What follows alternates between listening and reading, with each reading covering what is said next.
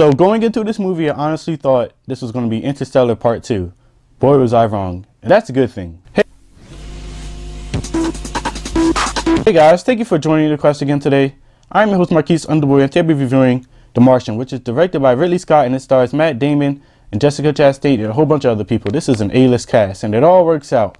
Now what this movie is about, it's about this guy who's on his mission with his crew, and basically he gets stuck on Mars because some things go wrong, and he has to figure out how to live on Mars. So I believe he's up there for about a good 3 to 4 years, and he's just trying to figure out how to survive and just to make some contact back with his crew in NASA, just to get back on Earth and relive the life that he was doing. And I thought this was probably, honestly, a top 5 best movies of the year so far, in my opinion.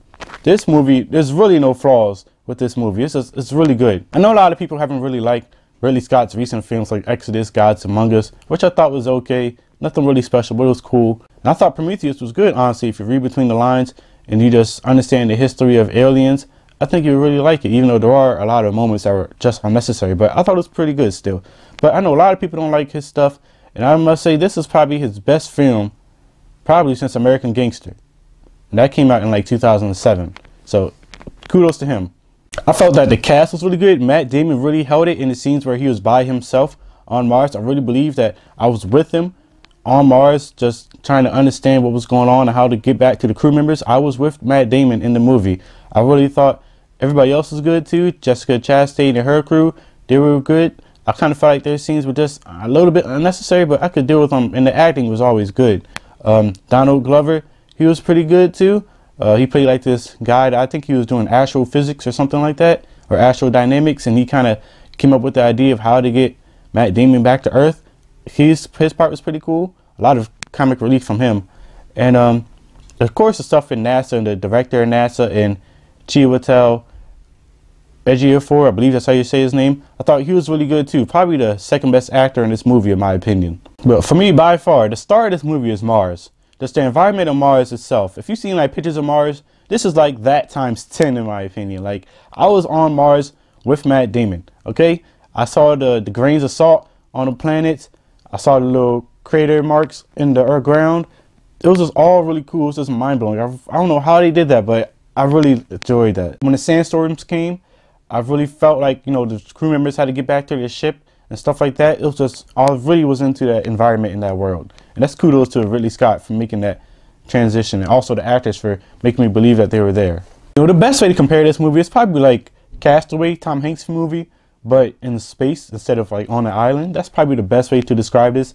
To me, out of all the space movies that we have gotten recently, like with Gravity in 2013, Interstellar last year, now this one this year, I honestly feel like this was the best space movie we had within the past, you know, 3 years or so, honestly.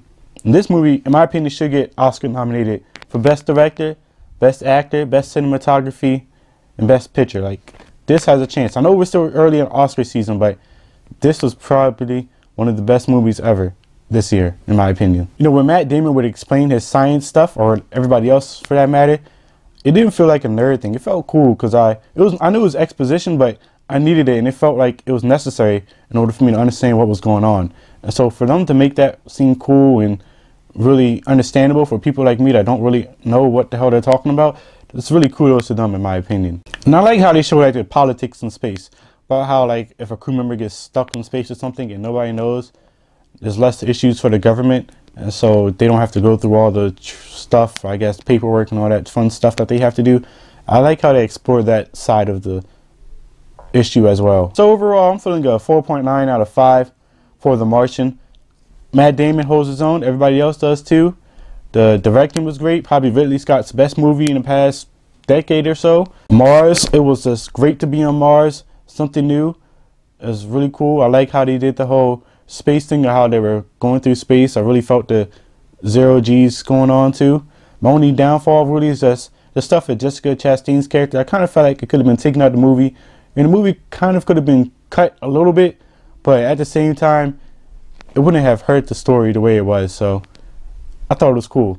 So, have you seen The Martian? If you have, I want to know, what's the best space movie of the past 3 or so years? Comment below with your thoughts. If you're new to the channel, subscribe. Again, I'm your host Marques Underwood, and join the quest.